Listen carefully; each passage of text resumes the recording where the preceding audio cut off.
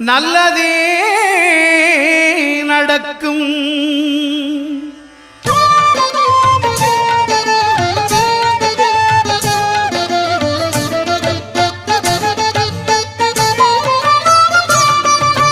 ஒன்பது கோளும் ஒன்றாய் காண அங்கு கற்பகம் என்னும் கடவுளின் மெய்யில் ஒன்பது கோளும் ஒன்றாய் காண அங்கு கற்பகம் என்னும் கடவுளின் மெய்யில் சூரியன் முதலாய் ஒன்பது கிரகமும் பலவித குணங்களை கொண்டிருக்கும். எங்கள் கற்பக தருவில் அவை வரும்போது ஒன்றாய் சேர்ந்து பலனளிக்கும்.